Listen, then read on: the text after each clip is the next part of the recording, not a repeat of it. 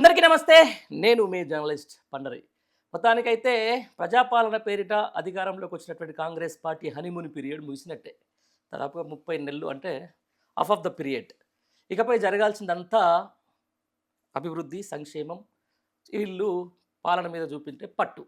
ఈ పట్టుకు సంబంధించిన దాంట్లో కూడా ఈ రోజు వరకు గత ప్రభుత్వం కేసీఆర్, కేటీఆర్ అంతకు మించి ఇక వేరే మాటలైతే రాని పరిస్థితి. ఇలాంటి నేపథ్యంలో నిజంగా తెలంగాణలో ప్రభుత్వానికి సంబంధించిన దాని మీద వస్తున్న విమర్శలు, ప్రజా వ్యతిరేకత ఎవరి వైపు మల్లుతుంది? నిజంగా ప్రజా వ్యతిరేకత అనేది ప్రతిపక్షం వైపు ప్రేమగా మారుతుందా? లేకపోతే ఇంకో దిక్కు ఏమైనా షిఫ్ట్ అవుతుందా? ఈ అంశానికి సంబంధించి మనతో మాట్లాడేందుకు బీఆర్ఎస్ పార్టీ ఉద్యమ నాయకులు, మాజీ టీఎస్టీఎస్ చైర్మన్ చిరుమల్ల రాకేష్ మనతో ఉన్నారని అడిగి మరిన్ని విషయాలు తెలుసుకునే ప్రయత్నం అయితే చేద్దాం. అన్న నమస్తే, ఎట్లా ఉన్నారన్న? ఫైర్ బ్రాండ్ బాగున్నారా? గుడ్ అండ్ వెల్ అన్న. Good and well. రైట్, చూస్తా ఉన్నాం అన్న. మొత్తానికి ఎట్లా ఉంది సార్? డిజిటల్ సభ్యత్వం ఎట్లా నమోదు అవుతా ఉంది?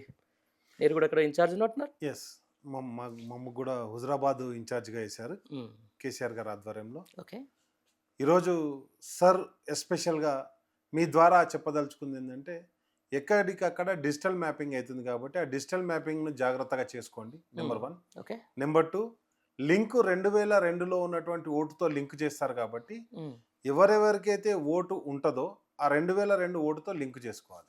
నెంబర్ 2. నెంబర్ 3 వచ్చేసి, ఒక కొత్తగా అంటే మైగ్రేట్ అయినా లేకపోతే మ్యారేజ్ అయినా, ఫర్ సపోజ్ నా పెళ్ళే 2010లో అయింది, మా ఆవిడకు ఆల్రెడీ 5 టైమ్స్ ఇక్కడ ఓటు హక్కు వినియోగించుకున్నా, మళ్ళీ ఇప్పుడు డిజిటల్ మ్యాపింగ్ చేసేటప్పుడు కంపల్సరీ వాళ్ళ ఫాదర్ యొక్క ఓటర్ ఐడితో మ్యాచ్ చేస్తేనే పెద్దపల్లిలో మళ్ళీ వాళ్ళకు ఓటర్ కనెక్ట్ అయింది.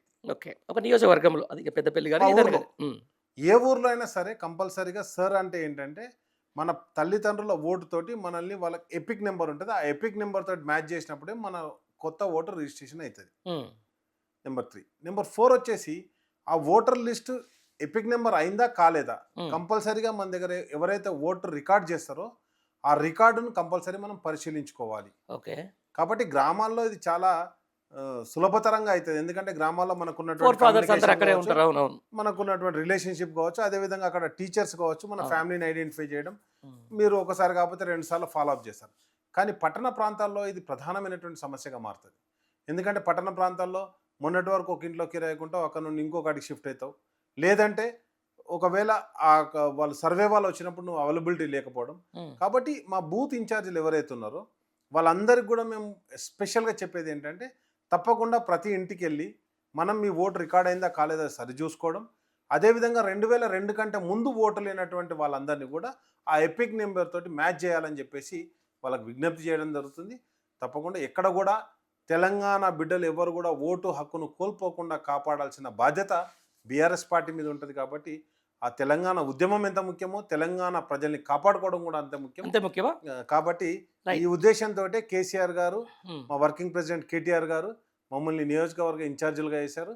మేము అక్కడ వెళ్ళి మా యొక్క అంటే వాళ్ళందరినీ ఎడ్యుకేట్ చేయడం ద్వారా ఆల్రెడీ, ఎందుకంటే అక్కడ ఉన్న గ్రామాల్లో ఉన్నటువంటి ప్రతి ఒక్కరు కూడా మొన్ననే మున్సిపల్ ఎలక్షన్లని మ్యాక్సిమం కమ్యూనికేషన్ ఉంది. అదేవిధంగా ప్రతి గ్రామంలో కూడా మాకు విలేజ్ కమిటీలు కావచ్చు, ఎంపీటీసీలు, మాజీ ఎంపీటీసీలు, జెడ్పీటీసీలు అందరూ అవైలబుల్ ఉన్నారు. కాబట్టి అవన్నీ కూడా ఒక ప్రణాళికాబద్ధంగా ముందుకు పోవడం జరుగుతుంది. రైట్. పశ్చిమ బెంగాల్లో ఏం జరిగిందో చూసారన్న? దాదాపు 90 లక్షల ఓట్లు. రైట్, దానికి చూపించిన సాకులు బంగ్లాదేశ్ నుంచి ఓటర్లు అని చెప్పేసి, అక్కడ ఉన్న వాళ్ళు ఇక్కడ ఓట్లు వేసిపోతారని చెప్పేసి. అట్ ద సేమ్ టైం అదే ఫార్ములాని బీజేపీ తెలంగాణలోకి తీసుకురాబోతుంది. ఆ ఫార్ములా వల్ల ఖచ్చితంగా దీంట్లో అత్యంత లాస్ అయ్యేది బీఆర్ఎస్ పార్టీ అనేది ఇక్కడ ఒక బాగా వినిపిస్తున్నటువంటి ఒక మాట. నిజమెంత? తప్పకుండా మీరు అన్నట్టుగా బీజేపీ పార్టీ వెస్ట్ బెంగాల్లో తీసేసిన ఓట్లు 93 లక్షల ఓట్లు తీసేస్తే దాంట్లో 67 లక్షల ఓట్లు హిందువులవే. మీరు బంగ్లాదేశ్ నుంచి వచ్చిన ముస్లింలు అయితే మిగతా అన్ని హిందువులే కదా, హిందువుల ఓట్లు కూడా తీసేసారు. ఎవరైతే ఆ పార్టీ సానుభూతి పరులుగా ఉంటారో, ఎవరైతే ఆ పార్టీ ఫాలోవర్గా ఉంటారో వాళ్ళందరి ఓట్లు కూడా తీసేయడం జరిగింది. కాబట్టి తప్పకుండా జరిగే సమస్య ఉన్నది కాబట్టి ముందే జాగ్రత్త పడి. ఎంత అప్రమత్త ఉంది ఈ విషయం మీద బీఆర్ఎస్ పార్టీ, అది కూడా చెప్పాలి. ఒకటే చెప్తున్నా, అక్కడ జరిగింది సార్ ఏం చేశారు, ఎలక్షన్స్ బిఫోర్ ఇంప్లిమెంట్ చేశారు. మనకి ఇంకా 2.5 years మనకి ఎలక్షన్ పీరియడ్ ఉంది. నెంబర్ 1. నెంబర్ 2 వచ్చేసి ఏంటంటే, ఇప్పుడు ఇంకా లోకల్ బాడీస్ కాలే కాబట్టి ఎక్కడికక్కడ చెక్ చేసుకోవడం జరుగుతుంది. ఉమ్, వాటన్నిటిని అప్రమత్తంగా ఉన్నాం కాబట్టి బిఫోర్ దానికి కమిటీలు వేయడం కావచ్చు, ఉమ్, వాటికి సంబంధించినటువంటి మొత్తం ఏదైతే టీమ్స్ కూడా మేము ప్రిపేర్ చేయడం జరిగింది కాబట్టి ప్రతి బూత్కు ఒక 2 వ్యక్తులను మనం అపాయింట్ చేసుకోవడం జరిగింది. మా పార్టీ నుంచి రిక్రూట్ చేసుకోవడం జరిగింది. వారి ద్వారా మేము ఇవన్నీ కూడా సర్లో ఎలాంటి తప్పులు జరగకుండా ఏదైతే వాళ్ళు తీసేసేటువంటి ఓట్లలో తెలంగాణ ప్రజలు తెలంగాణ బిడ్డలు లేకుండా ఉండే విధంగా మేము చర్యలు చేపట్టడం జరుగుతుందన్న రైట్. ఇదే విషయానికి సంబంధించి మళ్ళీ ఆంధ్ర పోలరైజేషన్ జరుగుతూ ఉంది. పక్కన రాష్ట్రంలో వచ్చినటువంటి ఆయన వచ్చేసి రకరకాలని చెప్పేసి వాళ్ళని ఏదో రెచ్చగొట్టే ప్రయత్నం చేస్తూ ఉన్నారు. సో అక్కడ జరుగుతున్న స్కీమ్స్ ఏదైతే ఉన్నాయో ఆంధ్రాకు సంబంధించిన దాంట్లో కూడా ఇక్కడ చాలామంది మన బీఆర్ఎస్ వైపు ఉన్న ఓటర్లు ఆంధ్రాకి షిఫ్ట్ అయ్యే పరిస్థితి ఉంది. చాలామంది షిఫ్ట్ అవుతున్నారు కూడా అక్కడ. ఎందుకంటే ఇది ఒక మంచి అవకాశం, ఎందుకంటే అక్కడి నుంచి ఫోన్లు వస్తూ ఉన్నాయి, 25 నుంచి స్టార్ట్ అవుతూ ఉంది సార్. ఈ నేపథ్యంలో ఇక్కడ చబ్బండ వర్గాలు హైదరాబాదులో బతుకుతాయి. గుజరాత్ టు బీహార్ ప్రతి ఒక్కరు ఇక్కడ ఉంటారు. మరి వాళ్ళ ఓట్ల ప్రభావం ఏమైనా ఉంటుందా? కన్యాకుమారి టు కశ్మీర్ వరకు వరకు ఉంటారు. హైదరాబాద్లో ఉంటారు. ఉంటారు. ఈ రోజు కాదు, అవును. తెలంగాణ రాష్ట్రం ఏర్పడడం కాదు, నైజాం జమానా నుంచి వెళ్ళి హైదరాబాద్ పుట్టినప్పటి నుండి ఇక్కడ నుండి కాదు, ఇరానియన్స్ అవును. పర్షియన్స్ కూడా వచ్చేసి ఇక్కడ సెటిల్ అయినటువంటి దాఖలాలు ఉన్నాయి. కాబట్టి ఇవి ఎలాంటి సమస్య ఉండదు. ఒకటి. 2, పట్టణ ప్రాంతాల్లో మీరు ఏ పట్టణం కావచ్చు, అది ఒక కోల్కతా తప్ప ఉమ్, దేశంలో ఉన్న ఏ మెట్రోపాలిటన్ సిటీలో కానీ 50% ఓటింగ్ దాటదండి. ఉమ్, ఈరోజు హైదరాబాద్లో కూడా మనం చూసాం, రీసెంట్గా జరిగిన జూబ్లీహిల్స్ ఎలక్షన్లో కూడా కానీ 47% మాత్రమే ఓటింగ్ అయింది. దాదాపుగా 50% ఓట్లు ఎక్కడున్నాయో తెలియదు, వాళ్ళ ఓటాకు కూడా వినియోగించుకోరు. కాబట్టి ఈ పొయ్యే ఓట్లన్నీ ఆ ఓట్లే అని మనం అనుకోవడం తప్పు. మన కేటీఆర్ గారు స్పష్టంగా చెప్పడం జరిగింది, ఒక వ్యక్తికి 3 ప్రాంతాల్లో 4 ప్రాంతాల్లో ఏ విధంగా ఓటు ఉంది అని చెప్పేసి కూడా దాన్ని ప్రజెంటేషన్ చేయడం జరిగింది. కాబట్టి దీనికి ఎప్పటికప్పుడు జాగ్రత్త పడుతూనే మన ఓట్లు పోకుండా మన ఓట్లను మనం కాపాడుకోవాల్సిన బాధ్యత కూడా తెలంగాణ బిడ్డలుగా మన అందరి మీద ఉంటుంది. కాబట్టి ఆ దిశగా మేము చర్యలు చేపట్టడం జరిగింది. దానికి అంతా కూడా అప్రమత్తమై ఉన్నాం. కానీ ఇక్కడ మీరు అన్నటువంటి బీజేపీ కుట్రలు ఎట్లా ఉంటాయంటే, మీరు అడిగింది బీజేపీ కుట్ర. అంతే. బీజేపీ కుట్ర ఏ విధంగా ఉంటుంది అంటే, వారణాసిలో జరిగినటువంటి ఎలక్షన్లలో 11 లక్షల ఓట్లు పోలేనాయి అని చెప్పేసి స్పష్టంగా కేంద్ర ఎలక్షన్ కమిషన్ డిక్లేర్ చేస్తుంది. కానీ ఎలక్షన్ల కౌంటింగ్ వచ్చేసరికి 12.5 లక్షల ఓట్లు కౌంటింగ్లో బయటపడతాయి. పడ్డ తర్వాత స్వయంగా ప్రధాని గారు 1.5 ఓట్ల మెజార్టీతో గెలిచారు. ఈ 11 లక్షలు పోలేంది ఎప్పుడు, ఆ 1.5 కలిసింది ఎప్పుడు, ఇది ఎవరికి తెలియదు. ఒకటి. 2, ఆంధ్రప్రదేశ్ ఎలక్షన్లు తీసుకుందాం. ఆంధ్రప్రదేశ్ ఎలక్షన్లలో ఎలక్షన్ టైం దాటిన తర్వాత 55 లక్షల మంది ఓటర్లు ఓటు హక్కును వినియోగించుకున్నారట. అసలు ఎక్కడి నుండి వచ్చారు వాళ్ళు? 55 లక్షల మంది వస్తారా అంటే? పొద్దున్న నుంచి ఆడు ఓటేనికి రాలే, కానీ 5 గంటలకు కాగానే వచ్చేసి లైన్లో నిలబడ్డా. కాబట్టి ఇదంతా కూడా బీజేపీ అలయన్స్ టీడీపీ కాబట్టి అక్కడ కుట్ర జరిగింది. అంతేనా? తప్పకుండా. అంతేందుకు, ఇప్పుడు పవన్ కళ్యాణ్ చేసిన పని ఏంది అంటే బీజేపీకి టీడీపీకి పొత్తు పెట్టి మధ్యలో ఆయన ఇత్తుకుంటుండే అంతే. అవును. రేపు బీజేపీ వేరే పార్టీతో పొత్తు పెట్టుకుంటే బీఆర్ఎస్ పార్టీకి నష్టం జరగదా? ఆ నష్టం జరగకుండా కావాల్సిన చర్యలే మేము చేపడుతున్నా. ఎస్. అండ్ అదే క్రమంలో మీరు ఒక మాట అన్నారు, ఎవరైతే పక్క రాష్ట్రంలో ఉప ముఖ్యమంత్రి అయినటువంటి వ్యక్తి వచ్చేసి ఇక్కడ రెచ్చగొట్టే వ్యాఖ్యలు చేస్తున్నారు, వాళ్ళ పనే రెచ్చగొట్టడం. గతంలో ఒకటే మాట చెప్తున్నా, ఎప్పుడు తెలంగాణ సమాజం చాలా జాగ్రత్తతో ఉంటుంది. తెలంగాణ సమాజం ఎంత గొప్పదంటే, తెలంగాణ ఉద్యమం నడిచినటువంటి ఆ 14-15 ఏళ్ల కాలం ఎక్కడ కూడా ఒక కేసీఆర్ అయినటువంటి ఒక అద్భుతమైన నాయకుడు మాకున్నాడు. కాబట్టి ఆ నాయకుని నాయకత్వంలో మేము ఉద్యమ పంతాన్ని కొనసాగించాం. పోరాటం అంటే అంతిమ లక్ష్యాన్ని చేరుకోవడమే తప్పితే అభివృద్ధిని అడ్డుకోవడమో విధ్వంసం సృష్టించడమో కాదని మా కేసీఆర్ గారు పదే చెప్పారు. కేసీఆర్ గారు ఒకటే ఎజెండా తడిపోయారు, అభివృద్ధి సంక్షేమం మన ఎజెండా అని చెప్పేసి. ఆ రోజు తెలంగాణ ఉద్యమం నడిచేటప్పుడు కూడా నేను ఉస్మానియా యూనివర్సిటీ విద్యార్థిని కాబట్టి మా ఉస్మానియా విశ్వవిద్యాలయంలో కావచ్చు, ఈ రాష్ట్రంలో ఉన్నటువంటి ఆ రోజు ఉన్నటువంటి 12 విశ్వవిద్యాలయంలో ఎక్కడ కూడా ఒక్క సెమిస్టర్ ఎగ్జామ్ కూడా ఆగలేదండి. అన్ని సెమిస్టర్ ఎగ్జామ్స్ ఉద్యమం టైంలో అదే క్రమం. ఎందుకంటే మీరు కూడా చూసారు, మీరు అక్కడ నుంచి వచ్చారు. అండ్ నెక్స్ట్ వచ్చేసి అదే కాకుండా ఆ ఉద్యమ కాలంలో మా ఇంజనీరింగ్ కాలేజీలో క్యాంపస్ రిక్రూట్మెంట్లు కూడా జరిగాయి. ఎందుకంటే నేను ఇంజనీరింగ్ కాలేజ్ స్టూడెంట్ కాబట్టి క్యాంపస్ రిక్రూట్మెంట్స్ కూడా జరిగాయి. ఎక్కడ కూడా ఉద్యమ కాలంలో కూడా ఏ రోజు కూడా విద్యార్థులకు కావచ్చు, క్యాంపస్ రిక్రూట్మెంట్స్ కావచ్చు, దేని కూడా డిస్టర్బెన్స్ జరగలేదు. అదే క్రమంలో మీకు ఒక మాట చెప్తాను, ఎంత ఉద్యమం ఎంత పీక్లో ఉన్నా కానీ ఎక్కడ కూడా ఇక్కడ అభివృద్ధిని అడ్డుకోలేదు. ఏ సాఫ్ట్వేర్ కంపెనీ అడ్డుకోలేదు. అన్ని కంపెనీలు ఇక్కడ పెట్టడం జరిగింది. కేటీఆర్ గారు వచ్చిన తర్వాత అది ఇంకా మరింత అభివృద్ధి చెందింది. హైదరాబాద్ నగర విస్తీర్ణం కావచ్చు, దాదాపుగా 40 ఫ్లైఓవర్లు కన్స్ట్రక్షన్ చేశారు. కనెక్టివిటీ గురించి. అది పోను అప్పటిదాకా 3.5 లక్షలు ఉన్నటువంటి ఐటీ ఎంప్లాయీస్ ఒకేసారి 9.5 లక్షలకు ఎగబాకారు. ఉమ్. అంటే దాదాపుగా ఒక 6 లక్షల మంది కొత్త ఐటీ ఎంప్లాయీస్ ఇక్కడ క్రియేట్ కావడం జరిగింది అవును అవును. On record. ఉమ్. వీటితో పాటు ఎక్స్పోర్ట్ ఆఫ్ ఏదైతే అన్న ఇవన్నీ hardware, చేసిరు software కాబట్టి ఉంటుందో. మీకు అధికారం నుంచి దూరం చేసిరు. నాకు ఇవన్నీ ఉపోద్ఘాతాలు వద్దు. నేను Okay, ఏమంటున్నా done. సరే సింపుల్ గా మాట్లాడుతున్నా. చెప్పండి. ఈ 2 సంవత్సరాల 5 నెలల పరిపాలనకు కాంగ్రెస్ పార్టీ రేవంత్ రెడ్డి పరిపాలన ఎట్లా ఉంది? సూటిగా చెప్పండి. ఎన్నో ఆయన అది జరిగింది ఇది జరిగింది అంత జనాలకు అన్నీ తెలుసు. ఎట్లా అనిపిస్తుంది? ఎట్లా అనిపిస్తుంది అంటే జనంగా నన్ను అడిగితే, ఉమ్. పార్టీగా నన్ను అడిగితే, బీఆర్ఎస్ పార్టీగా అడిగితే ఉమ్. అభివృద్ధి సంక్షేమాలు మొత్తం ఆగిపోయినాయి. ఒకవేళ ప్రజలుగా మామూలుగా మామూలు జనం సామాన్య వ్యక్తి అడిగితే సామాన్యంగా పెద్దపల్లి ఉండే ఒక జనరల్ ఒక పెద్దపల్లి ఒక నుంచి- బీసీ బిడ్డగా BC ఉన్న ఒక పెద్దపల్లి నుంచి వచ్చిన బిడ్డగా నేను చెప్తున్నా. అవును ఒక సామాన్యుని చేసిన అనుకుందాం. సామాన్యంగా ఏమంటున్నా అంటే ఈ రోజు అరిగోస పడుతున్నాం, ఉమ్. అడ్డగోలు దందాలు నడుస్తున్నాయి. ఈ అట్లా ప్రభుత్వం. గోల్డ్ నడుస్తుంది. మరి 10 ఏళ్ళు నేనే ముఖ్యమంత్రి ఉంటే ఎట్లా? ఇప్పుడు కలగంటోనికి 10 ఏళ్ళ గంట సరే కలగనట్టు ఏంటన్నా ఇప్పుడు ఎలక్షన్లు జరుగుతా ఉన్నాయి. ఎలక్షన్లు జరుగుతా ఉన్నాయి. ప్రతి దాంట్లో వాళ్ళదే పై చేయి సాధిస్తారే ఉన్నాడు. సరే రైతు బంధు ఇయ్యలే, ఎవరైనా రైతులు వచ్చి ఏమైనా రోడ్డు మీద ధర్నాలు చేస్తురా? పోనీ వాళ్ళకు రైతు బీమా మొత్తం లేదు, ఏమన్నా వాళ్ళు వచ్చే మాకు రైతు బీమా అని చెప్పి ధర్నాలు చేస్తురా? వాని పని వాడు చేసుకుంటున్నాడు, వ్యవసాయం స్టార్ట్ చేస్తున్నాడు, వ్యవసాయం నడుస్తూనే ఉంది. మళ్ళీ ఎప్పుడైతే ఉందో అదే ఒడ్ల అనేది వస్తూనే ఉంది. దాంట్లో వ్యతిరేకత ఏడ కనపడుతుందో అంటున్నా. రైట్. మీకు ఒకటే మాట చెప్తున్నా, వ్యతిరేకత కనిపించడానికి అవసరం లేదు. మన సివిల్ సప్లై మంత్రి ఉత్తమ్ కుమార్ రెడ్డి గారు ప్రెస్ మీట్ పెట్టారు. అవును. ఈ రాష్ట్రంలో 142 లక్షల మెట్రిక్ టన్నుల ధాన్యం ఉత్పత్తి అయితే, అంటే 1,42,00,000 ధాన్యం ఉత్పత్తి అయితే, మెట్రిక్ టన్నుల ధాన్యం ఉత్పత్తి అయితే దాంట్లోకించి మేము 70 లక్షల మెట్రిక్ టన్నులు మాత్రమే కొంటామన్నారు. ఇంకా మిగతా 70 లక్షల మెట్రిక్ టన్నులు ఎవడు కొనాలి చెప్పలే. అదేవిధంగా మక్కలు 40 లక్షల మెట్రిక్ టన్నుల మక్కలు వెళ్తా అంటే వీళ్ళు కొన్నది మాత్రం 15 లక్షల మెట్రిక్ టన్నుల మక్కలే కొన్నామన్నారు. అవును. దాన్ని మిగతా 25 లక్షల మెట్రిక్ టన్నులు ఎవరు కొంటారో తెలియదు. ఈ రోజు నువ్వు ఏదన్నా ఊరికి మా పెద్దపల్లికే ఎక్కడన్నా యూరియా బత్త, ఇంకా యాప్ ఓపెన్ కాలే, యూరియా బత్త దొరుకుతలేదు. నెక్స్ట్ వచ్చేసి గతంలో ఏముంటుండే అంటే నువ్వు కౌలు రైతువా పట్ట రైతువా అని అడగకపోయేటోళ్ళు, డైరెక్ట్ యూరియా అడగగానే యూరియా బత్త ఇచ్చేటోళ్ళు. ఇప్పుడు కంపల్సరీ యాప్ల పట్టాదారు పాస్బుక్ అప్లోడ్ చేయాలి.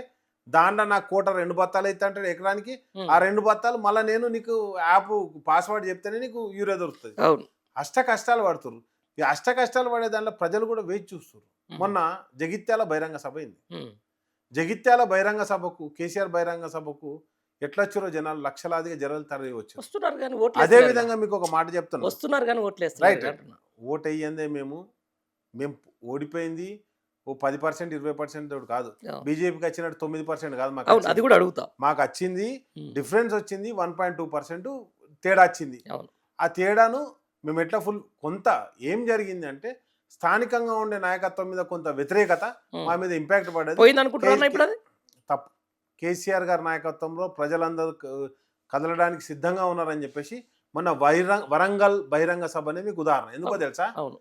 ఇప్పుడు మా దగ్గర టెంపరేచర్ అంటే మా కోల్ బెల్ట్ ఏరియాలో అది పెద్దపల్లి కావచ్చు, అది భూపాలపల్లి కావచ్చు, వరంగల్ కావచ్చు, ఎక్కడెక్కడైతే కోల్ మైన్స్ దగ్గర ఉంటాయో అక్కడ మొత్తం కూడా టెంపరేచర్ 40 నుంచి 47 50 దాకా కూడా పోతుంది. 47 ఉన్నప్పుడు కూడా ఒక్క మనిషి 12 గంటల నుంచి 1 దాకా మీటింగ్ నడుస్తుంటే, కేటీఆర్ మీటింగు, రైతు భరోసా సభలో ఏదైతే ఆ రోజు కాంగ్రెస్ పార్టీ ఇచ్చిన హామీలన్నీ ఎండగట్టిన రోజు ఒక్క రైతు కూడా ఆడికేం జరగలేదు. రైతులందరూ కూడా ఎస్ మాకు జరిగిన నష్టానికి ఈరోజు మళ్ళీ పూడ్చుకోవాలంటే కేసీఆర్ గారే రావాలి, ఆయన నాయకత్వమే శ్రీరామ రక్ష అని ఒక సంపూర్ణ విశ్వాసం వాళ్ళకు ఉన్నది. మీరు అడగచ్చు, మీరు ఇప్పుడు వేస్తారా ఓట్లు అంటే ఒకటే చెప్తాం మిత్రమా మీకు, 2004లో ఏదైతే కేసీఆర్ గారు ఆ రోజు అంటే కేంద్ర మంత్రిగా ఉండి రాజీనామా చేసిన రోజు 2006లో మాకు 2 లక్షల మెజార్టీ వచ్చింది. 2008లో ఇదే తెలంగాణ ఆకాంక్ష గురించి రాజీనామా చేస్తే మొత్తం ఆ రోజు 26 మందిలో 10 మంది కాంగ్రెస్ పార్టీలో అమ్ముడు పోతే మిగతా ఉన్న 16 మంది రాజీనామా చేస్తే అందరు గెలవలే. అంత మాత్రం తెలంగాణ ఉద్యమం ఆగిపోలే. అదేవిధంగా తర్వాత మనం 2009లో జరిగిన ఎలక్షన్లో 10 మందే గెలిచిన ఎమ్మెల్యేలు. మరి 2014లో తెలంగాణ ఆపగలిగిర్రా? అదేవిధంగా తెలంగాణ ప్రజల ఆకాంక్షను నిలబెట్టడానికి ఒక అద్భుతమైన నాయకత్వం ఉందన్నప్పుడు తప్పకుండా ప్రజలందరూ కూడా నడవడం జరుగుతుంది, తప్పకుండా విజయం సాధిస్తాం. రైట్. ఇదే విషయం 10 ఏళ్ళది చెప్తాను మీరు చెప్పారు, నాకు బాగా నచ్చింది. అసలు మేము ఒంటరిగానే పోటీ చేస్తాం, నెక్స్ట్ సారి మేము ఇక్కడ గవర్నమెంట్ ఫామ్ చేస్తామని బీజేపీ చెప్తుంది, దానికి ఏం చెప్తారు? ఇప్పుడు కలలు కనేవారు నిరంతరం కలలు కంటూనే కనరు ఉంటారు. కదన్నా. లేదు, one minute. వాళ్ళు 1 నుంచి 8కి వచ్చిర్రు. 2 ఎంపీ సీట్ల నుంచి 8కి వచ్చిర్రు. రేపు 8 కాస్త ఒక మ్యాజిక్ ఫిగర్ దాకా దాటవా? మరి బీజేపీ 67 స్థానాలలో అసెంబ్లీ ఎలక్షన్లలో డిపాజిట్ కోల్పోయింది. హ్మ్. అదేమైనా 67 పెరిగిందా? స్థానాలు డిపాజిట్ కోల్పోయింది. కానీ లేదు. అదే 60 దగ్గర 7 నియోజకవర్గాలు ఇంటూ 8 తీసుకున్న 54 దాంట్లో నియోజకవర్గాలు ఏ- ఇన్‌ఫ్లుయెన్స్ అయ్యి 8, 7 7 అంటే 54 నియోజకవర్గాలలో వాళ్ళ ఉనికిని కాపాడుకొనొచ్చేసి ఈరోజు వాళ్ళు 8 ఎంపీ సీట్లు గెలిచారు. నేనేం చెప్తున్నా మళ్ళా బాగా దీంట్లో భాగంగా నేను సిరిసిల్ల మాట్లాడతా, సిద్దిపేట కూడా మాట్లాడతా. కనీసము ఎమ్మెల్యేలుగా వాళ్ళకు ఓట్లు కూడా రాని నియోజకవర్గాలలో ఎంపీ స్థానాలు వచ్చేంత వరకు మాత్రం వాళ్ళకి విపరీతమైన ఓటింగ్ పర్సెంట్ పెరుగుతూ ఉంది. రేపు అదే అసెంబ్లీకి కన్వర్ట్ అయితే ఏం చేస్తారు? రైట్. మీరు అడిగిన దానికి సూటి సమాధానం. హ్మ్. బండి సంజయ్ హ్మ్. ఎమ్మెల్యే ఓడిపోయాడు. ఓడిపోయిండు. ధర్మపురి అరవింద్ ఎమ్మెల్యే ఓడిపోయాడు. ఓడిపోయిండు. రఘునందన్ రావు ఎమ్మెల్యే ఓడిపోయాడు. ఓడిపోయాడు. ఈటల రాజేందర్ 2 చోట్ల ఓడిపోయాడు. అవును. కిషన్ రెడ్డి పోటీ చేయలే. అవును. డీకేఆర్ పోటీ చేయలే. ఆ. కొండ విశ్వేశ్వరరెడ్డి పోటీ చేయలే. అవును. నేనేమంటానంటే వీళ్ళు గెలిచింది ఎంపీకి, సరే కేంద్రంలో ఒక మోడీ హవా వచ్చింది అనుకుందాం, కేంద్రంలో గెలిచింది. మోడీ హవా అనేది ఇక్కడ ఓటర్ గుర్తించిండు కదా. ఒకటండి, ఆ. అంతకుముందు కూడా మోడీ ప్రధానమంత్రి ఉన్నాడు కదా, మధ్యలో ఎవరైనా దిగిపోయి ఎక్కలే ఎక్కలే ఆ? ఎక్కలే. మోడీ ఉన్నారు కదా. ఉమ్, నేనేమంటున్నా, మోడీ ఉన్నప్పుడే వీళ్ళు డిపాజిట్ కోల్పోయారు. ఉమ్, మళ్ళీ అలాగే డిపాజిట్ వస్తుందని చెప్పేసి మీరు నమ్మినంత మేము ప్రజలు నమ్మరు కదా. అండ్ నెక్స్ట్ వచ్చేసి ఒకటే మాట చెప్తున్నా, ఎక్కడ కానీ ఎలక్షన్ టు ఎలక్షన్ కొంత ట్రెండ్ చేంజ్ అవుతూ ఉంటుంది. ఆ చేంజ్ అయిన దాన్ని అదే శాశ్వతం అనుకోవడం తప్పు. తప్పు. అవును. గతంలో మేము కూడా 88 స్థానాలు గెలిచినాం. అవును. తర్వాత మేము 39 స్థానాలు పడిపోయినాం. అంత మాత్రాన మొత్తం మీద కథమైనట్టు కాదు కదా. అవును. అట్లాంటి ఇదే బీజేపీ పార్టీ దేశంలో 2 స్థానాలతో మొదలైందండి. ఉమ్, ఈరోజు వాళ్ళు మేము అబ్కీ బార్ 400 అన్నారు. ఉమ్. ఏమేరు 303 నుంచి వెళ్ళి సొంతంగా ప్రభుత్వం 242కి వచ్చింది. అవును, సొంత ప్రభుత్వం ఏర్పాటు చేయాలి ప్రభుత్వం ఏర్పాటు చేయలేని దుస్థితులు ఉన్నారు. ప్రభుత్వం కేంద్రంలో ఏర్పాటు చేయలేనటువంటి స్థితిలో ఉన్నటువంటి బీజేపీ పార్టీ బీఆర్ఎస్ పార్టీని ఎట్లా ఎదుర్కొంటుంది? 39 మంది ఎంపీలు ఉన్నారంటే, ఎమ్మెల్యేలు ఉన్న కాడంటే అది మీ విఘ్నతకు వదిలేస్తున్నారు. కాబట్టి తప్పకుండా ప్రజలు సంపూర్ణ విశ్వాసంతో ఉన్నారు. ఒకటి, ఇంకోటి కన్వర్ట్ అయితే ఎట్లా అని అన్నారు. ఎట్లా కన్వర్ట్ అయితే మొన్న ఎంపీటీసీ జెడ్పీటీసీ లేకపోతే వార్డు మెంబర్లలో ఎన్ని గెలిచిర్రు, సర్పంచ్లలో ఎన్ని గెలిచిర్రు వాళ్ళు, అది కూడా లెక్క చూసుకోరు. మరి కన్వర్ట్ అయినప్పుడు సర్పంచ్కి వార్డు మెంబర్ మున్సిపల్ కూడా కన్వర్ట్ కావాలి కదా. కాబట్టి మున్సిపల్ కన్వర్ట్ కాలే, వాళ్ళకు ఎక్కడ కూడా కన్వర్ట్ కాలే. ఒక దేశం మొత్తంలో ఒక పుల్మా సంఘటన చూపించో, లేకపోతే ఒకటి ఏది ఏదో మీకు ఒకటి గుర్తుపెట్టుకోరు, బీజేపీ పార్టీ ఎప్పుడు గెలిచినా ఏదో ఒకటి తొండాట ఆడాలి, గెలవాలి. మీరు చూడండి, వాజ్పేయి గారి ప్రభుత్వం ఉన్నప్పుడు అరే ఎందుకో నాకు తెలియదు, బీజేపీ పార్టీ రాగానే బార్డర్ క్రాసింగ్ అయితే కార్గిల్ వార్ ఎప్పుడైందండి?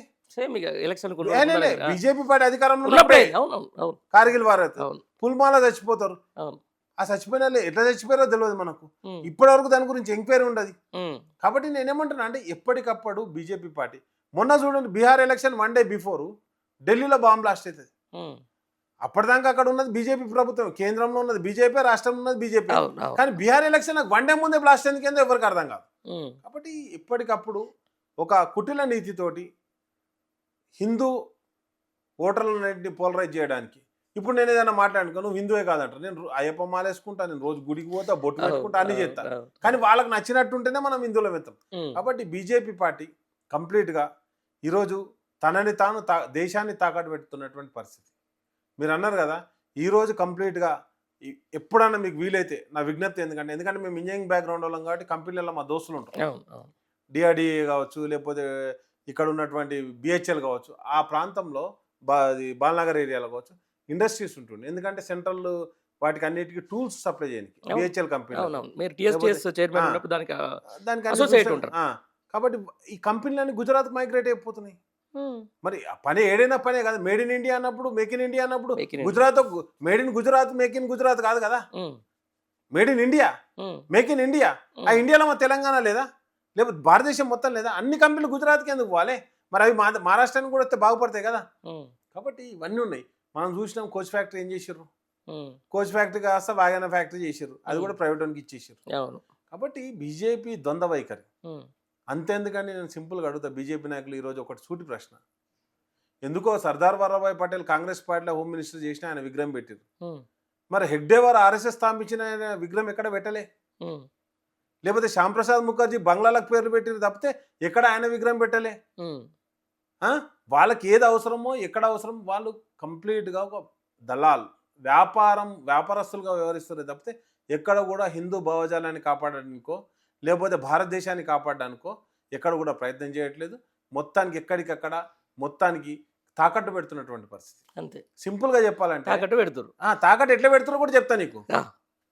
ఇప్పుడు ఖతార్ ఉంది, ఉమ్. దానికో ఎయిర్లైన్, బుడ్డ దేశం, ఉమ్. దానికో ఎయిర్లైన్స్ ఉంది. ఉంది. సింగపూర్ ఉంది, ఉంది. దానికో ఎయిర్లైన్స్ ఉంది. ఉమ్. పాకిస్తాన్ ఉంది, దానికి కూడా ఎయిర్లైన్స్ ఉంది. అవును. చైనా ఉంది, దానికో ఎయిర్లైన్స్. మన భారతదేశానికి ఎయిర్ ఇండియా కూడా లేదండి, దాన్ని కూడా అమ్మేశారు. ఉమ్. కాబట్టి వీళ్ళకి పని ఒకటే పని. దానికి ఏమన్నా అంటే లాభాలు లేవు. ప్రైవేట్ వానికి అయితే లాభాలు వస్తాయి, గవర్నమెంట్ పెడితే లాభాలు రావా? ఉమ్. కాబట్టి కంప్లీట్గా వాళ్ళు ఇచ్చేటువంటి దానికి ఒకటి ఏం చేస్తారంటే సోషల్ మీడియా యాక్టివిస్టును వాళ్ళ వాట్సాప్ యూనివర్సిటీ ఉంటుంది, ఉమ్. దాంట్లో ఎక్కడనో ఏదో జరిగిందని జరుగుతుందని చెప్పేసి వాళ్ళు ఫేక్ న్యూస్ క్రియేట్ చేస్తారు. దాన్ని ఖండించే వాళ్ళు లేరు, దానికి అథెంటికేషన్ లేదు. ఒకవేళ నువ్వు ఖండించినావు అనుకో నీ మనగడ ప్రశ్నార్థకమవుతుంది. అంతేనా? అంతే. రైట్. అదే కదా బీజేపీ ముచ్చట. ఇప్పుడున్న ముఖ్యమంత్రి నేను ప్రజలకు ఎల్లప్పుడూ అందుబాటులో ఉంటున్నా, నేను ఎప్పుడు ప్రజల్ని కలుస్తూనే ఉన్నా, వాళ్ళదంతా ఏదో సోషల్ మీడియాలో బలంగా కనిపిస్తూ ఉంది. మీకు ఏం తెలుసు, మనం మేక్ ఇన్ ఇండియా లెక్క మేము మేక్ ఇన్ తెలంగాణ చేస్తున్నా, విజన్ పెట్టుకున్నాడు కానీ 2027 రైజింగ్ తెలంగాణ అని 47 పెట్టుకొని పనిచేస్తూ ఉన్నా. నేను ఇంతకంటే ఆయనకున్న పేపర్లు కూడా ఏ రాస్తూ ఉన్నటువంటి పరిస్థితి. 18 గంటలు రేవంత్ రెడ్డి పనిచేస్తున్న రాష్ట్రం కోసం అని. నిజమేనా? చేస్తున్నా లేదా? అంటే మీరు ఆయన మీద అజ్జేయకండి, ఆరోపణలు కాకుండా నిజంగా నడుస్తుంది, అందరిని కలుస్తున్నా కలుస్తలేనా? ఆయన ఒకవేళ మీరే పోయి రాకేషే ఒకరోజు నాకు రేవంత్ రెడ్డి అపాయింట్మెంట్ కావాలంటే ఇచ్చే పరిస్థితిలో ఉందని చెప్పేసి అక్కడ ఏమంటారు దాన్ని, సీఎంఓలు చెప్తున్నటువంటి మాట. ఏమంటానంటే ప్రగతి భవన్లో, అదే ప్రజాభవన్ అని పేరు చేంజ్ చేశాను, ప్రజాభవన్లో రోజు నేను కలుస్తాను, అందుబాటులో ఉంటున్నా అంటున్నా. అందుబాటులో అనకండి, కలుస్తా అని చెప్పిండు. ఓకే. ఇంతవరకు కలిసింది ఒక్కరోజు, ఇప్పటివరకు ఎవరిని కలవాలి. ఒకటి, ఆయన అందుబాటులో ఎవరికి ఉంటుండంటే ఢిల్లీలో కప్పం కట్టడానికి, ఢిల్లీలో ఉన్నటువంటి వాళ్ళ ఏఐసిసి లీడర్లకు అవైలబుల్ ఉంటుంది తప్పితే ఎక్కడ కూడా ఈ రోజు అవైలబుల్ లేడు. అంతేందుకని క్యాబినెట్ మీటింగ్ అయితే అధికారులు లేకుండా మంత్రులు ఏం మాట్లాడుకుంటారు, ఎంత పంచుకున్నామని మాట్లాడుకుంటారా? ఇవాళ మీటింగ్ దేనికి జరిగింది అసలు? నువ్వు దేని గురించి మాట్లాడదామని పెట్టినావు? మంత్రులందరూ కలిసి సమావేశం పెట్టినప్పుడు మీటింగ్ ఏం జరిగిందో చెప్పాలి కానీ అధికారులు ఉంటే అధికారులను ప్రశ్నిస్తారు. అరే నీ డిపార్ట్మెంట్ ఏమైంది, నీ డిపార్ట్మెంట్ ఏంది, ఏ డిపార్ట్మెంట్ కాకుండా వాళ్ళ పర్సనల్ డిపార్ట్మెంట్ మాట్లాడుకొని ఇలా మీటింగ్ పెట్టుకున్నారు. ఏం చేయాలి, ఎట్లా, ఏ భూములు అమ్మాలి, ఎక్కడ అమ్మాలని. సరే మీరు అన్నారు రేవంత్ రెడ్డి గారిని వ్యక్తిగతంగా దాడి చేయట్లేదు. సింపుల్గా అడుగుతున్నాం మీతోటి. Number 1, Kodangal lift irrigation start చేసిండు. ఎంత అయింది 2.5 ఏళ్ళ? టెండర్లు ఇవ్వడం వాళ్ళ బాధ్యత. ఎమ్మటెమ్మటే కట్టాల్సిన బాధ్యత వాళ్ళది. మిత్రమా, గుత్తేదారుది. గుత్తేదారుదా, గుత్తేదారు ఎవడు, గుప్త పట్టుకున్నాడు ఎవడు, పార పట్టినోడు ఎవడు, తట్ట పట్టినోడు ఎవడు అడుగుతలేను. నేను సూటిగా అడుగుతున్నాను, నేను అయిందా కాలేదా? స్పోర్ట్స్ యూనివర్సిటీ అన్నావు, 7 దాకా అయింది. స్కిల్ యూనివర్సిటీ అన్నావు, 7 దాకా అయింది. ఫ్యూచర్ సిటీ అన్నావు, ఎన్ని బంగ్లాలు కట్టినావు?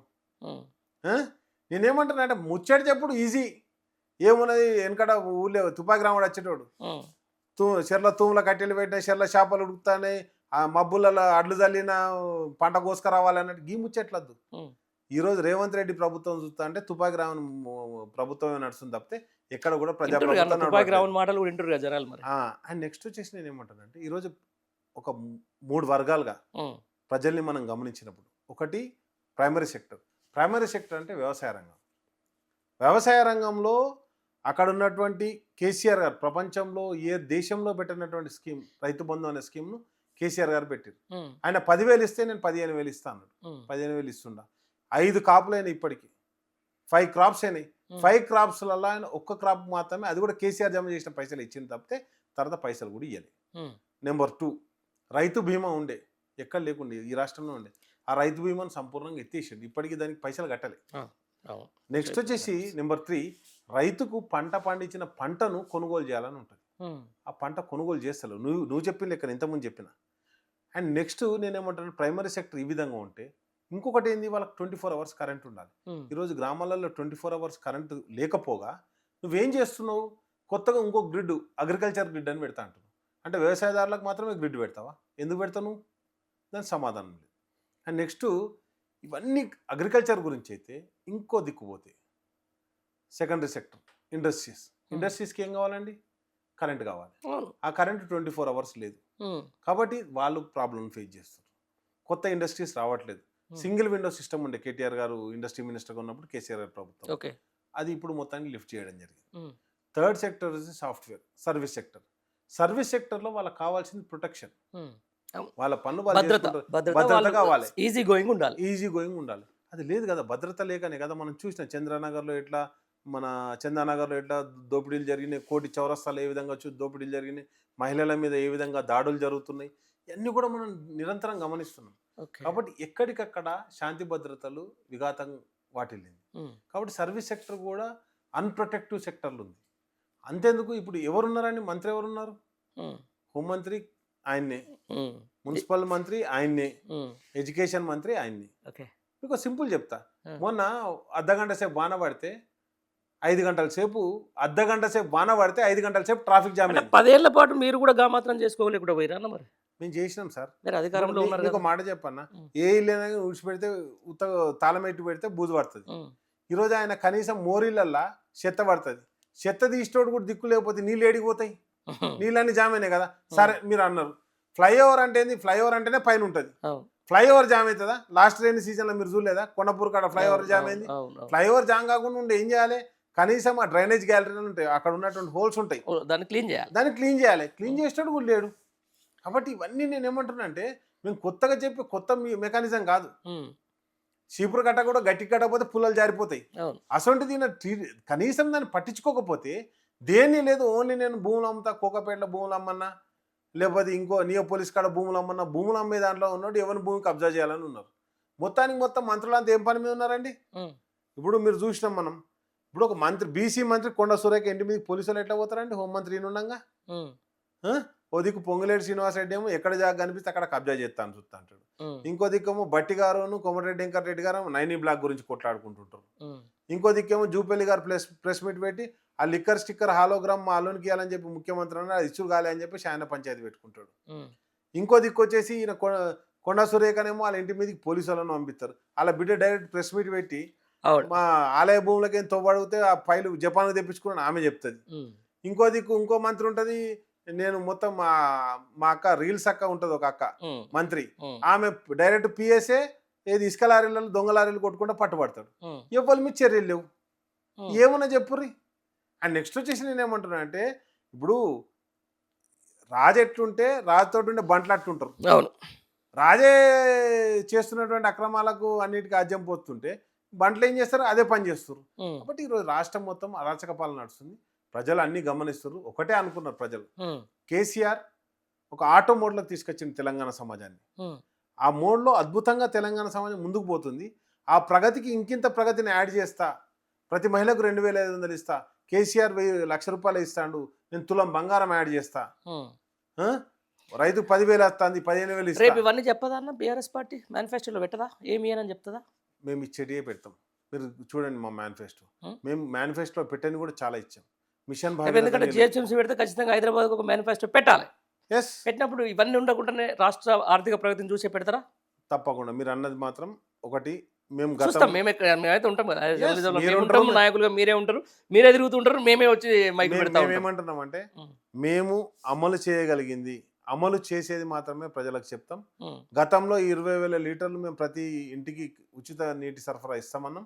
జిహెచ్ఎంసీ ఎలక్షన్లో అందించినాం. అందించారు కదా. ఇదే అందించాం. విషయానికి సంబంధించిన మీకు సూటి ప్రశ్న లాస్ట్కు. ఉమ్. మీకు కాళేశ్వరం మీద ఉన్నంత ప్రేమ పాలమూరు రంగారెడ్డి పేరు మీద లేదు, ఒప్పుకుంటారా? తప్పు ఇది. ఉమ్. నదుల గురించి అవగాహన ఎందుకని అడుగుతామని అనుకున్నా.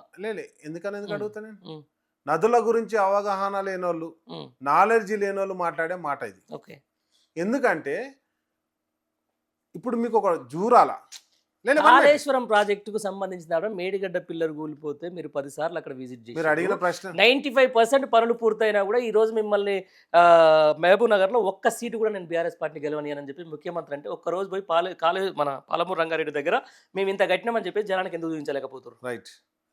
మీరు అడిగిన దానికి నేను ఒకటే చెప్తున్నా. మీరు ప్రశ్న అడిగారు, నేను సమాధానం చెప్పేదానికి కూడా నాకు సమయం ఇవ్వాలి. చెప్పాలి. పాలమూరులో మీరు కృష్ణా నది తీసుకుందాం. అవును. కృష్ణా నదిలో జూరాల దగ్గర నుంచి మొదలు పెడితే జూరాల, శ్రీశైలము, అక్కడ నుంచి వచ్చిన తర్వాత నాగార్జున సాగర్, అక్కడ నుంచి వచ్చిన తర్వాత పులిచింతల, అవును, ఉమ్మడి ఆంధ్రప్రదేశ్లో ఉన్నటువంటి ప్రాజెక్టులు. దీనిలో ఫుల్ ఫ్లెడ్జ్గా మన దగ్గర ఉన్నది జూరాల ఒకటే. మిగతా అన్ని నెట్టెంపాడు, కలవకుర్తి, కోయిల్ సాగర్ అన్ని కూడా పంప్ హౌస్, లిఫ్ట్లు, ఎత్తిపోసేటి, తుమ్మిళ్ళ, ఇవన్నీ కూడా. కానీ ఇక్కడికి వదిలిపెడితే గోదావరి మీదకి వచ్చేసరికి ఎస్ఆర్ఎస్పి ఒకటి, అవును. శ్రీరామ్ సాగర్ ప్రాజెక్ట్ ఒకటే, అది మహారాష్ట్రలో వాన పడితేనే నిండుతుంది. అవును, అది వరద కాలువ. కాదు, వరద కాదు, మహారాష్ట్రలో ఎక్సెస్ వాటర్ వస్తుంది, అది నిండుతుంది. అదే వరద కాలువలు, వారద వేరు మళ్ళీ వరద వేరు. వారద కాదు నేను చెప్పి, వరద కాలువ కంటే ఎస్ఆర్ఎస్పి కాడికి అక్కడ మహారాష్ట్ర బార్డర్ ఉంటుంది, బాసర్ దగ్గర. బాబ్లీ అదే బాబ్లీ దాని కింద అంతర్భాగం, అది వేరే మనది, అది బరేజ్, అది డ్రింకింగ్ వాటర్ గురించి అని తీసుకున్నది. ఎస్ఆర్ఎస్పి దగ్గర వదిలిపెడితే మళ్ళీ నీళ్లు చక్కగా ధవళేశ్వరం ఆనకట్ట దగ్గర అవుతాయి, కాటన్ బ్యారేజ్ దగ్గర అవుతాయి. అక్కడ దాకా గోదావరి మీద ఒక్క కాడ కూడా మనకు బ్యారేజ్ లేదు, బ్యారేజ్ లేదు, డ్యామ్ లేదు, ఒకటే కాడ దేవాదుల కాడ వరద వచ్చినప్పుడు లిఫ్ట్ చేయడానికి పంపులు ఉన్నాయి. ఆ పంపులు కూడా చక్క పని చేయలేదు, దానికి పాండేజీ లేదు. కేసీఆర్ గారు వచ్చిన తర్వాత ఏం చేశారు, ముంపుకు గురి కాకుండా గోదావరి నుండి నీళ్ళు ఎట్లా తీసుకోవాలని చెప్పేసి షేక్ హ్యాండ్ బ్యారేజ్ల నిర్మాణం చేసి దానిలో నీళ్ళు లిఫ్ట్ చేయాలని చెప్పేసి ఒక ప్రణాళికాబద్ధంగా ముందుకు పోయారు. మీరు అన్నదానికి ఈరోజు ఏదైతే ఉన్నదో దాని మీద కుట్ర జరిగిందా, ఏం జరిగిందని దాని మీద ఒక చర్చ నడుస్తుంది. కానీ ఒకవేళ ఎల్ఎన్టీకి మీరు ఆర్డర్ ఇస్తే ఈ రోజు కూడా దానికి బ్యారేజీలు కట్టడానికి వాళ్ళు సిద్ధంగా ఉన్నారు. నేను అది అంటలేను. పాలమూరు రంగారెడ్డి 95% పూర్తి చేసి కూడా దాని మీద ఇంకా మీరు ఎందుకు గట్టిగా మేము అయిపోయింది ఈ పని, మీరు రేపు పొద్దున ఆల్రెడీ మేము వెటరన్, ఎందుకంటే ఆల్రెడీ నార్లాపూర్లో నేను వెళ్ళినా ఆ వెటరన్కి సంబంధించిన దాని సాక్షాత్ అప్పుడున్న ముఖ్యమంత్రి కేసీఆర్ గారే వచ్చి అక్కడ నీకు ఏదులా ఏదైతే దాని పేరు అంజనగిరి రిజర్వాయర్లో నీళ్ళు నింపారు. అవన్నీ ఎందుకు చెప్పుకోలేకపోతున్నారు 2 జనాలకు? మేము అన్ని చెప్పాం, మహబూబ్ నగర్ ప్రజలకు కూడా అవన్నీ తెలుసు. మహబూబ్ నగర్లో కూడా మేము 2 స్థానాలు గెలిచాం. అండ్ నెక్స్ట్ వచ్చేసి నేను ఏమంటున్నా అంటే, వీళ్ళ అబద్ధ మాటలు, జూటా మాటలు ఏదైతే ప్రజలు విశ్వసించారో దాని నుంచే వాళ్ళు సంపూర్ణంగా కోలుకుంటున్నారు. కాబట్టి రాబోయే ఎలక్షన్లలో గతంలో మహబూబ్ నగర్లో మేము ఏదైతే 13 స్థానాలు గెలిచాం, 14-13 గెలిచాం, ఈసారి కూడా 14 గెలుస్తాం, సంపూర్ణ విశ్వాసం ఉంది. అంటే రేవంత్ రెడ్డి కూడా ఓడగొడతారు. అంతకుముందు ఓడిపోయింది కదా, ఓడిపోయింది. ఈసారి అంటే ముఖ్యమంత్రి స్థాయిలో కూడా ఓడిపోతారు, తప్పకుండా ఓడిపోతాడు. ఆ విశ్వాసం మాకుంది. కాబట్టి మేము ఏమంటున్నామంటే, ప్రజలకు మేము చేసిన అభివృద్ధి సంక్షేమాలు చెప్తున్నాం, రాబోయే కాలంలో చేయబోయే సంక్షేమ పథకాలు చెప్తున్నాం తప్పితే ఎక్కడ కూడా అరచేతిలో బెల్లం పెట్టి మోసే నాకమని ఎక్కడ కూడా చెప్పట్లేదు. కాంగ్రెస్ ప్రభుత్వాన్ని స్పష్టంగా ప్రజలు చూశారు, బీజేపీ ప్రభుత్వాన్ని కూడా, కేంద్ర ప్రభుత్వాన్ని కూడా స్పష్టంగా చూస్తున్నారు. మనకు తెలుసు, మనం ఇప్పుడు వాళ్ళు రాగానే ఏమన్నా పెట్రోల్ ఫ్రీగా దొరుకుతా అన్నారు, 65 రూపాయలు ఉన్నది కాస్త 100 రూపాయలకు పోయింది, 110 రూపాయలకు పోయింది. సరే, నాకు సీరియస్ అంటే ఎట్లాగో ప్రజలు మొత్తం కాంగ్రెస్ మీద బీజేపీ మీద వ్యతిరేకత ఉన్నారు, మేము ఇంట్లో కూర్చున్నా కూడా గెలుస్తామని చెప్పేసి ఏమైనా బీఆర్ఎస్ నాయకులు అనుకుంటారా? ఎవరు కూర్చున్నారని ఇంట్లో మీకు అనిపిస్తుంది? ఇలా మీద వాళ్ళ మీద వ్యతిరేకత ఎవరు వేస్తారు? ఎవరికి 1 మినిట్ అండి, నేను ఏమంటానంటే, మాకు అద్భుతమైన నాయకత్వం ఉంది. కేటీఆర్ గారు కావచ్చు, హరీష్ రావు గారు కావచ్చు, అదే విధంగా మా మంత్రులు కావచ్చు, వీళ్ళిద్దరే కనిపిస్తున్నారు. నేను ఒకటే రాకేష్ గారు, మీరు మళ్ళీ చెప్తాను, కాళ్ళకు బల్బాలు కట్టుకొని వైపు కేసీఆర్ తిరుగుతున్నాడు, ఇంకో వైపు హరీష్ రావు తిరుగుతూ ఉన్నారు. వాళ్ళే రైతు సదస్సులు పెట్టుకుంటూ వస్తూ ఉన్నారు, వాళ్ళే కోల్ మైన్ సింగరేణి కాడికి వస్తూ ఉన్నారు. మరి మీ సింగరేణి ప్రాంతంలో లేరా? ఇదివరకు మాజీ ఎమ్మెల్యే లేరా? ఉన్నారండి, వాళ్ళకు అది లేదా? వాళ్ళంతా పాల్గొంటారు. కొప్పులీశ్వర్ గారు మాకు ఇప్పుడు ఆయన ఈ రోజు ప్రస్తుతం మాకు టీజీపీకే గౌరవ అధ్యక్షులు. అదే విధంగా హైదరాబాద్ ప్రాంతంలో తలసాని శ్రీనివాస్ యాదవ్ గారు కావచ్చు, పద్మారావు గారు కావచ్చు, వాళ్ళు కూడా యాక్టివ్గా పనిచేస్తారు. మిగతా ఎమ్మెల్యేలు అందరూ ఇక్కడ మాకున్న ఎల్బీ నగర్లో సుధీర్ రెడ్డి గారు కావచ్చు, కాలేరు వెంకటేష్ గారు కావచ్చు, అదే విధంగా అంటే గెలిచిన ఎమ్మెల్యే ఎట్లా పనిచేయాలి, ఓడిపోయిన ఎమ్మెల్యే ఎందుకు స్విచ్ ఆఫ్ మూడ్ లోకి వెళ్ళిపోయారు అంటే నేను ఏం చెప్తాను? పోలేదండి, మీకు మహబూబ్ నగర్ జిల్లాకు పోయినాం అనుకోండి, అక్కడ నిరంజన్ రెడ్డి గారు కావచ్చు, మా శ్రీనివాస్ గౌడ్ గారు కావచ్చు, లక్ష్మారెడ్డి గారు కావచ్చు, మిగతా వాళ్ళందరూ కూడా పనిచేయడం జరుగుతుంది. అదే విధంగా నల్గొండకు పోతే జగదీశ్వర్ రెడ్డి గారు కావచ్చు, కర్మేరు పోతే గంగుల కమలాకర్ గారు కావచ్చు, కొప్పులీశ్వర్ గారు కావచ్చు, అక్కడ విద్యాసాగర్ అంటే మాజీ ఎమ్మెల్యే విద్యాసాగర్ రావు కావచ్చు, వాళ్ళ అబ్బాయి ఇప్పుడు ఎమ్మెల్యే. కాబట్టి ఎక్కడికక్కడ నాయకత్వం తీసుకొని తిరుగుతారు. అండ్ నెక్స్ట్ వచ్చేసి నేను ఏమంటారు, ఎప్పుడు కానీ మీడియా కూడా ఎవరైతే అధికారంలో ఉన్నటువంటి వాళ్ళకి ఇచ్చేంత అటెన్షన్ ప్రతిపక్షంలో ఉన్నటువంటి నాయకులకు ఇవ్వరు. కాబట్టి అటెన్షన్ గ్రాప్ చేసుకోవాల్సిన బాధ్యత అక్కడ ఉన్నటువంటి. ఈరోజు మీకు ఒకటే మాట చెప్తున్నా, ఎక్కడికక్కడ మా పోరాటం కొనసాగింది కాబట్టి కల్లాలలో ఉన్న వడ్లు కనీసం బస్తాలకు ఎక్కినాయి. మా పోరాటం కొనసాగుతుంది కాబట్టి ఈ రోజుకు తాగునీరు దొరుకుతుంది, రేపు పొద్దుగాల సాగునీరు కావాలని మేము పోరాటం జరుగుతుంది. మేము ఒకటే చేస్తాం. మీరు చెప్పేది చెప్తానే ఉన్నారు, మళ్ళీ అదే చెప్తున్నాను. నేను ఏమంటున్నా అంటే, పార్టీ సంస్థాగత నిర్మాణం మీద దృష్టి సారించాల్సిన అవసరం ఉంటుంది. గతంలో మొన్న పోయిన ఎలక్షన్లో దాదాపు 60 మందికి పైగా కొత్త ఎమ్మెల్యేలు గెలిచారు. అది కాంగ్రెస్ పార్టీ నుంచి కావచ్చు, at the same time BRS party నుంచి కావచ్చు. ఎట్లా మళ్ళీ సేమ్ పాత పద్ధతిలోనైనా అందరికి సార్ ఎవరు చెప్తే వాళ్ళకే టికెటా? మళ్ళీ ఎమ్మెల్యేల గారికి ఆలోచనలకైనా మళ్ళీ కొత్త వాళ్ళకి అంతేనా? మా కొత్త అధిష్టానం వాళ్ళకి ఏం అవకాశాలు లేవా? మా అధిష్టానం నిర్ణయం తీసుకుంటుంది ఒకటి. ఉమ్, నెంబర్ 2 వచ్చేసి ఎక్కడికక్కడ ఏదైతే మేము వచ్చిన నాయకత్వం, ఎదిగొచ్చిన నాయకత్వం కూడా ఉమ్, అక్కడ నుండి కేసీఆర్ గారు పెంచిన నాయకత్వం ఈరోజు. ఉమ్. నేను ఒక్కనే కాదు, మా విశ్వవిద్యాలయం నుంచి వెళ్ళి అవును అవును అవును. సబ్బండ వర్ణాలు, ఉమ్, సబ్బండ వర్ణాలను ఒకరు వాళ్ళు వీళ్ళని కాదు. అవును అవును, మీకు అవును. ఒకటే ఏ మాట ఒక్కరి పరిమితం చెప్తున్నా. కాక అందరు వచ్చారు. ఈరోజు మా గ్యాదర్ కిషోర్ కావచ్చు, బాల్క సుమన్ కావచ్చు, ఆ రోజు పిడమర్తిరావు కూడా 3 విద్యార్థి నాయకులకు టికెట్లు ఇచ్చారు. ఉమ్, అవి బోంగా చిరుమిల్ల రాకేష్ ఈరోజు మీ ముందు కూర్చున్నాడంటే ఉమ్, ఉస్మానియా యూనివర్సిటీ బిడ్డగా, అదేవిధంగా కేసీఆర్ గారి అంటే అడుగుజాడల్లో నడిచిన ఒక ఉద్యమకారునిగా నాకు కూడా ఒకసారి చైర్మన్ ఇచ్చిండు. ఉమ్. అదేవిధంగా దూదిమెట్ల బాలరాజుకి ఇచ్చిండు, అవును. అంజనేయులు గౌడ్కి ఇచ్చిండు, నేనేమంటానంటే వాసుదేవ రెడ్డికి ఇచ్చిండు, ఉమ్. శుభప్రద్ పటేల్కి ఇచ్చిండు, కిషోర్ గౌడ్కి అంటే వాళ్ళు ఇచ్చిండు. ఆన్నే ఉంటారు అంటే లే- మళ్ళీ చైర్మన్లే ఉంటారా గవర్నమెంట్లో వస్తే? ఒకటే చెప్తానండి, ఉమ్. పార్టీ నేను అడగడం నా బాధ్యత. లేలే మీరు అదే కాదు సార్. నేను ఏమంటున్నానంటే మీరు ఎప్పటికి ఇంటర్వ్యూ తీసుకుంటారు, మీ కెమెరామెన్ ఎప్పుడు తీసుకోవడా అంటే ఉమ్, కెమెరామెన్ వచ్చినప్పుడు కెమెరామెన్ తీసుకుంటారు. గతంలో మీరు వివిధ ఛానల్లో పనిచేశారు. అవును కేసీఆర్ గారు మమ్మల్ని ఆశీర్వదించారు కాబట్టి మేము ఈరోజు నియోజకవర్గ ఇన్ఛార్జీలుగా పోతున్నాం. అవును రేపు పొద్దుగాల కేసీఆర్ గారు సంపూర్ణంగా మమ్మల్ని ఆశీర్వదిస్తారన్న నమ్మకం ఉంది. తప్పకుండా రాబోయే కాలంలో మేమందరం, మీకు ఒకటే మాట చెప్తా, ఉమ్. మేమందరం కూడా శాసనసభలో మాకు అందరికీ నాయకత్వం వహించే అవకాశం కేసీఆర్ గారి ఆధ్వర్యంలో, కేటీఆర్ గారి ఆధ్వర్యంలో, హరీష్ రావు గారి ఆధ్వర్యంలో ఎప్పుడు అవకాశం వచ్చినా తప్పకుండా మాకు అందిస్తారు. రైట్. ఎందుకంటే గత ఎలక్షన్లో దాదాపుగా మీరు 12 మంది కొత్త మందికి ఇచ్చారు. అందులో 9 10 11 మందికి ఇస్తే 9 మంది గెలిచి దాదాపు 90% స్ట్రైక్ రేట్ ఉంది. Hmm. సో దాన్ని దృష్టిలో పెట్టుకొని ఈ నాయకత్వం ఏమన్నా ఆలోచన చేస్తుందా, మీకేమన్నా సూచనలు ఇస్తుందా అంటే ఏం చెప్తారు? మేము ఒకటే చెప్తున్నాం, ఉమ్. పార్టీ ఏది ఆదేశిస్తే అది ఎవరైనా అదే చెప్తారు. ఆదేశాన్ని కాదు, ఆ. ఆదేశిస్తే దానికి అంటే నేను వన్ మినిట్ yes, చెప్పండి. ఒకటే గుర్తుపెట్టుకోండి, నేను ఇక్కడ మీ ముందు మాట్లాడుతున్నా అంటే పార్టీ లైన్లో నేను మాట్లాడాలి. 100%. అండ్ కానీ నెక్స్ట్ వచ్చేసి ఆ, పార్టీ ఏ నిర్ణయం తీసుకుంటుంది అని చెప్పేసి ఫోర్స్ చేసే రైట్ మీకు లేదు, కార్యకర్తగా నాకు లేదు. లేదు. అధిష్టానం తీసుకునే నిర్ణయానికి కట్టుబడి పనిచేయాల్సిన బాధ్యతనే కార్యకర్త మీద ఉంటుంది. ఎస్. ఇదే విషయంలో కాంగ్రెస్ పార్టీలో ఉన్నంత ప్రజాస్వామ్యం ఒక కొత్త నాయకుడు నాకు ఈ టికెట్ కావాలని చెప్పేసి డైరెక్ట్ మీడియాలో చెప్తాడు, నాకు ఇది కావాలని చెప్పేసి ఆయన మాట్లాడతాడు. మరి బీఆర్ఎస్లో ఎందుకు ఉండదు అన్నది? మీకు ఒకటే చెప్తాను, ప్రాంతీయ పార్టీలు ఎక్కడ కానీ కాదు కదా, జాతీయ పార్టీ కదా బీఆర్ఎస్. మీకు ఒకటి నేనేమంటాను, ప్రాంతీయ పార్టీలు ఎక్కడ కానీ వాటికి ఉండేటువంటి లిమిట్లో వాళ్ళు ఉంటారు. ఇప్పుడు ఇంకోటి నెక్స్ట్ వచ్చేసి సిద్ధాంతపరమైన కాదు. ఇప్పుడు చాలా మంది కాంగ్రెస్ పార్టీలో ఒక మాట చెప్పారు, మాకు అంటే మంత్రి పదవి రాలే, మేము అట్లా కొనుక్కున్నాం ఇట్లా కొనుక్కున్నాం అని మొన్నటికి మొన్న చూసినాం. అదే అంటున్నా. కాదు కాదు అదే అంటుండే కదండి, మీరు ఏంటండి ఫస్ట్ పిసిసి అధ్యక్ష పదవి 50 కోట్లు ఇచ్చి కొనుక్కున్నాడు అని చెప్పేసి దాంట్లో కోమటిరెడ్డి వెంకటరెడ్డి గారు అన్నారు. రాజగోపాల్ రెడ్డి, రాజగోపాల్ రెడ్డి కాదు, అప్పుడు అనేది కోమటిరెడ్డి వెంకటరెడ్డి గారు, తర్వాత మొన్న అనేది రాజగోపాల్ రెడ్డి గారు, మీరు అన్నది వేరు. ఇప్పుడు ఎవరన్నా ఒకరు వరల్డ్ బ్యాంకు రాష్ట్ర సీఎం తోటి సంబంధం లేకుండా నేను లెటర్ రాస్తాను ఆయన రాస్తారండి కాంగ్రెస్ పార్టీలో, అది ఉంటుంది. ఆయన రాస్తాడు, అందుకే ఎమ్మెల్యే రాస్తాడు, ఏమైనా ఇబ్బందా?